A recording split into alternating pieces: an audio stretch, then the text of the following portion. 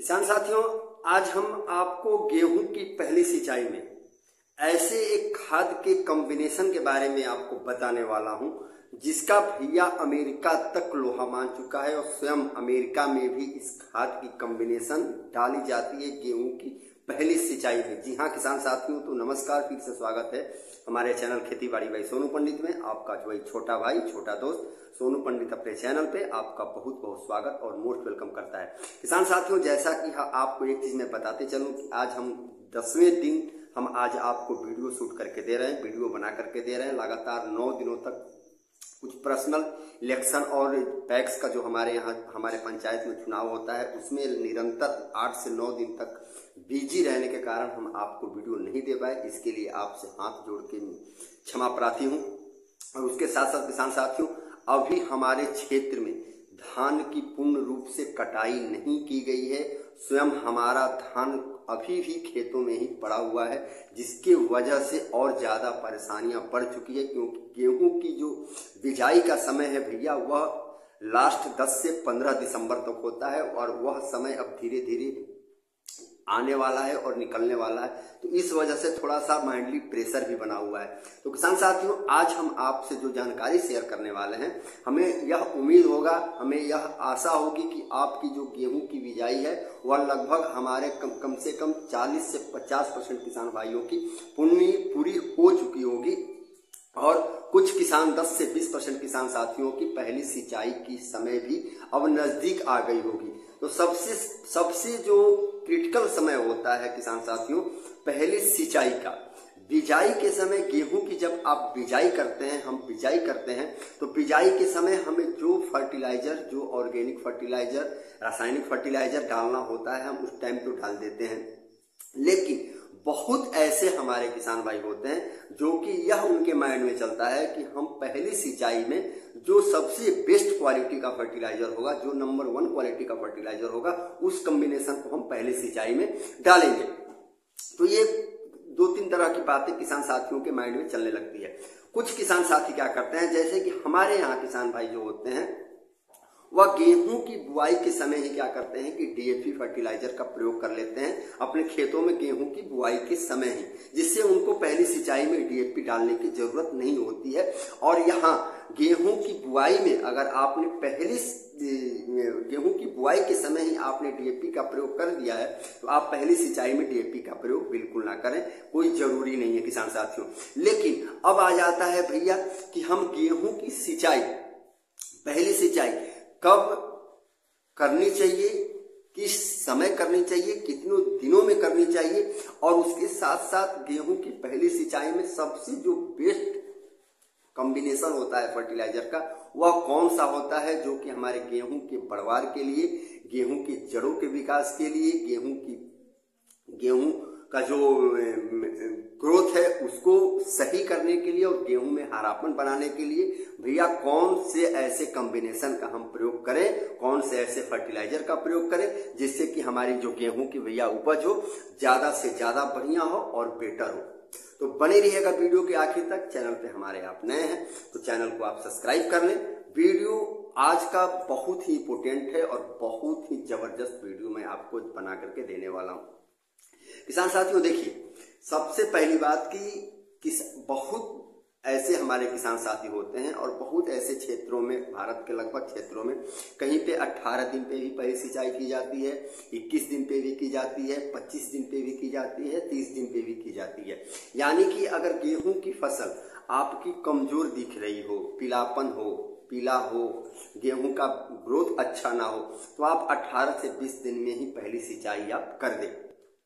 लेकिन अगर गेहूं का ग्रोथ अच्छा हो, गेहूं में हरापन हो, गेहूं अच्छी तरह से विकास कर रहा हो, तो आप भैया 21 से 25 दिन या 30 दिन के बाद भी पहली सिंचाई कर सकते हैं। क्योंकि 21 से 25 और 30 दिन वाला जो समय होता है गेहूं का पहली सिंचाई वाला, भैया इसी समय क्या करते हैं, गेहूं अपना ग्रोथ करना शुरू करते हैं, अपना बढ़वार करना शुरू करते हैं और अपने रूट का, अपने जड़ों का वह विकास करना शुरू कर देते हैं। तो उसी समय क्या होता है कि पहली सिंचाई में दिमाग में हमारे किसान भाइयों के आता है कि कौन से ऐसे बढ़िया से बढ़िया कॉम्बिनेशन का फर्टिलाइजर का हम प्रयोग करें। तो देखिए कॉम्बिनेशन तो बहुत सारे हैं। अगर आपने खेत की गेहूं की बुआई के समय डीएपी का प्रयोग कर दिया हो तो आप अपने पहली सिंचाई में नाइट्रोजन का प्रयोग कर लें, यूरिया का प्रयोग कर लें और यूरिया के साथ आप जिंक का भी प्रयोग कर लें। किसान साथियों, यूरिया भैया आपके पौधों के बढ़वार के लिए, आपके पौधों के हरापन के लिए, आपके गेहूं के फसल के ग्रोथ के लिए और भोजन बनाने की प्रक्रिया में बहुत ज्यादा हेल्प करता है यूरिया। तो यूरिया का आप जरूर प्रयोग कर लें। अगर जिंक, अब जिंक किस अवस्था में आपको गेहूं में डालना है, अगर गेहूं की पिछली फसल में अगर आपने जिंक का प्रयोग कर दिया हो तो आप जिंक का प्रयोग ना करें, कोई जरूरी नहीं है। लेकिन पिछले फसल में, गेहूं के पिछले फसल में अगर आपने जिंक का प्रयोग ना किया हो तो आप पहली सिंचाई में जिंक का प्रयोग यूरिया के साथ कर लें। इतना ध्यान रखें, डीएपी के साथ आपको जिंक का प्रयोग हरगिज नहीं करना है, इस चीज का आपको विशेषकर ध्यान रखना है। ये हो गया पहला, आपको मैंने बता दिया। और उसके साथ साथ मिट्टी की अवस्था को देख लें, मिट्टी की अवस्था को देख लें और फसल की अवस्था को देख लें। फसल आपकी अगर ज्यादा कमजोर दिख रही हो तो यूरिया के साथ आप जिंक ले लें, जिंक के साथ साथ आप पोटास की मात्रा, प्रति एकड़ में आपको नाइट्रोजन की मात्रा 28 से 30 केजी रखनी है, जिंक की मात्रा कम से कम 5 से 7 केजी रखनी है प्रति एकड़ और पोटास की मात्रा आपको कम से कम 12 से 15 केजी प्रति एकड़ के हिसाब से आपको पोटास की मात्रा रखनी है। ये कॉम्बिनेशन हो गया। अब दूसरे कॉम्बिनेशन में किसान साथियों जो कि मैं आप बताने वाला हूं, यह कॉम्बिनेशन भैया अमेरिका तक ने इसको लोहा माना है। जी हाँ किसान साथियों, पहली सिंचाई में ज्यादातर वहां पे इस फर्टिलाइजर का प्रयोग किया जाता है और पैदावार भैया, वह पैदावार कम से कम 40-40 क्विंटल प्रति एकड़ के हिसाब से वहां पे कर लेते हैं इस कॉम्बिनेशन के बदौलत। तो वह कॉम्बिनेशन क्या है हमारा, वह कॉम्बिनेशन है कि अगर गेहूं की बिजाई के समय आपने डीएपी का प्रयोग कर दिया हो तो उसके साथ साथ आप पहली सिंचाई में नाइट्रोजन ले लें आप 30 केजी प्रति एकड़ के हिसाब से, उसके साथ साथ 15 केजी प्रति एकड़ के हिसाब से आपको लेना है डीएपी और उसके साथ साथ भैया आपको ले लेना है फास्फोरस। अब आप इस तीनों का कॉम्बिनेशन अगर आप पहली सिंचाई में गेहूं में कर देते हैं तो किसान साथियों यकीनन मैं आपसे बता रहा हूं कि आपकी जो गेहूं की फसल है ना वो सबसे अलग दिखेगी, सबसे हटकर दिखेगी और गेहूं का जो रूट है और उसका जो ग्रोथ है और उसका जो बढ़वार है ना वह एक अलग ही तरह से दिखेगा, अलग ही वैरायटी आपके गेहूं की फसल की दिखेगी। ये जो मैं आपको कॉम्बिनेशन बताया हूं, 2 कॉम्बिनेशन, इसमें से एक कॉम्बिनेशन आप चूज करें और उसके साथ साथ अगर किसी कारणवश आपने गेहूं की बिजाई करते समय आपने किसी फर्टिलाइजर का प्रयोग ना किया हो, केवल आपने गेहूं की ही बुआई कर दी हो तो आप पहली सिंचाई में डीएपी ले लें, यूरिया ले लें, केवल और डीएपी और यूरिया बस, सिवाय तीसरा कॉम्बिनेशन आपको नहीं लेना है। 30 केजी प्रति एकड़ आप यूरिया ले लें और करीब करीब आप भैया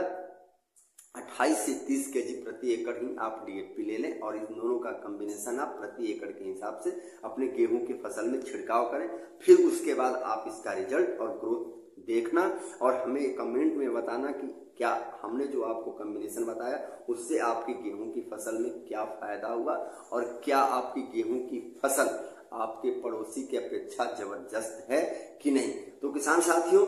वीडियो कैसा लगा कमेंट बॉक्स में कमेंट पे अपना राय जरूर देना। चैनल पे हमारे आप पहली बार आए हो, चैनल पे नए हो तो आपसे हाथ जोड़ के रिक्वेस्ट है कि चैनल को आप सब्सक्राइब कर लें। अब वीडियो आपको पर डे मिलेगा, कंटिन्यू मिलेगा और इसी तरह अपना प्यार और सपोर्ट हमारे ऊपर बनाए रहें। मिलेंगे कल अगले वीडियो के साथ, तब तक के लिए जय हिंद, जय भारत।